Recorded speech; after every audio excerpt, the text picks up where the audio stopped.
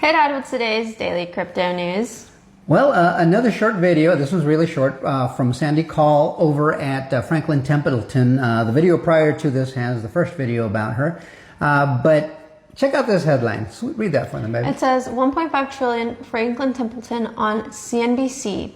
$100 trillion is coming to hashtag Bitcoin. Institutional floodgates may be wide open. All right, so I want you to focus on something here. It says it's coming to Bitcoin is his title, right? These guys right here, they're Bitcoin maxis, and you know that because he puts hashtag Bitcoin and make it look like it's coming to Bitcoin. She doesn't say anything of the sort in the video because it's coming to networks of value, networks with utility. Now, Bitcoin might have a little bit of a part to play in that at first. If you know how it works, you know that it doesn't work. So unless there's some other plan to use it or make use of it, I can't imagine how it can function well in a financial system that expects speed, 24/7, 365 access and low fees. It has none of that. So if it doesn't have any of those features, I don't know how it coexists with networks that settle within 3 to 5 seconds, settle for a fraction of a penny, settle quickly, inexpensively, and they can be scaled very quickly and upgraded, whereas none of those things, none of those attributes pertain to Bitcoin itself. So I'm not sure how those two, they're counter to each other. It's counterintuitive. I also want you to focus on one of her choices of phrases. She says, these opportunities ripple out. Ripple. I mean, it always seems to pop out of people's mouths as if it's always in the back of their mind for some reason. And she's also going to remind everybody that cryptocurrency as a whole has only a $3 trillion market cap, a little more than that. And that's it. Now she's saying that about 100 trillion of finance assets, or financially managed assets are coming to crypto because it's all going to get tokenized, right? Mm-hmm.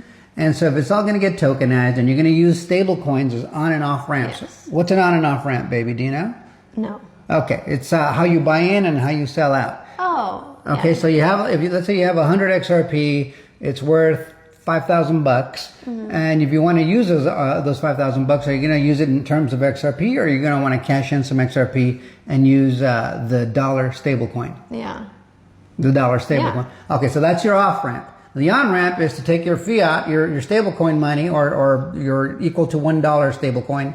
You put it into an exchange, and then you buy the digital asset, or you buy the stock, or whatnot. So that's your on and off ramp. And that's the big deal with stablecoins.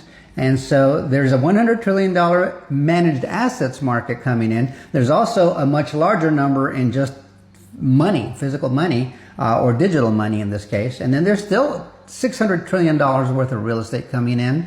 There's going to be intellectual property, all kinds of commodities, gold, silver, oil, pork bellies, all that stuff all that value is coming into these networks. And for the most part, I think the primary network is going to be Ripple. But there will be other winners. And for that reason, there's going to be maybe 20, 30 blue chip networks. Each of these blockchains is a network of value of its own, but it's got to interoperate with the other networks. There's going to be some DeFi networks, right? Like Flare or like Polkadot or like Cardano. And you need to interop, if you want to get certain yields in certain ecosystems, you're going to go to one blockchain or the other. And then eventually you're going to interoperate with something like a Ripple or an XLM. So let's take a quick look at her video. Let us know what you think in the comments. Like, share, subscribe, and bookmark it. And share it with your friends. Let us know what you think again, and we'll see you on the next one. Till next time, adios amigos. I'm a big believer that people's understanding of these new opportunities and people's excitement about these new opportunities is really starting to ripple out from the original core sets of investors. And as more companies, as more asset managers, as more individuals, as more advisors become understanding and excited about this growth opportunity, that demand is going to continue to come in and expand the markets. Don't forget, crypto is still only looking at about a $3 trillion market cap. That compares to 100 trillion of assets that are being professionally managed. So there's plenty of room for this allocation and these interests to grow. And when there's incoming demand, that really does create a underpinning of support in a market that allows prices to really have that stability that lets them explore whether they can push higher. And higher value.